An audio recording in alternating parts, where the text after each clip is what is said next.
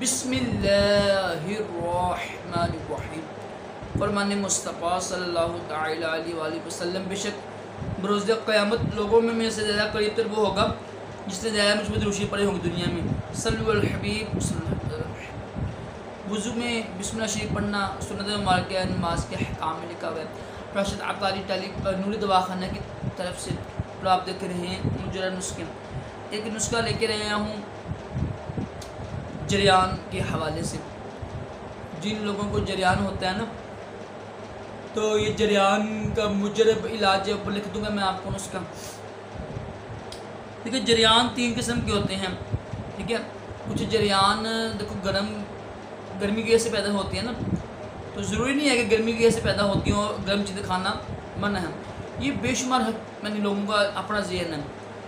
तो एक बहुत बड़े हकीम थे, वो भी ये कहते थे कि देखो जी पहले गर्मी ख़त्म हो गई फिर ऐसा नहीं होता है।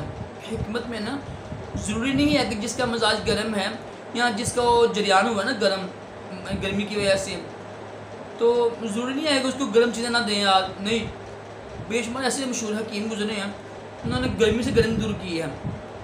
ये बस कि हकीम जो है ना उसको अकल हो। तो ये जो वाम में मशहूर है ना गर्म चीज़ देने से गर्म नुकसान होता है जरियान में, या जिनका मिजाज गर्म है उसको गर्म चीज़ें देना हर हालत में नुकसानदेह, ये गलत बात है। ऐसा कुछ नहीं है हिकमत में, ना ही अकल में आती है बात। बल्कि तो ये नुस्खा है जरियान का, इसको आप खुद बना सकते हैं अगर आपको जड़ी बूटी की पहचान है तो। नहीं तो किसी अच्छे हकीम से बनवा कर ही इस्तेमाल किया गया चंद पैसों के लिए, अपनी सेहत के साथ अपनी जवानी के साथ अपने माल को बर्बाद ना किया करें। बड़ा आसान नुस्खा है। तो इंशाअल्लाह ज़रूर इसकी बरकत से आपका जरियान ख़त्म हो जाएगा। अल्लाह पाक हम सबको भी जरियान जैसी बीमारियों तमाम जिस्मानी रूहानी बीमारियों से महफूज रखे।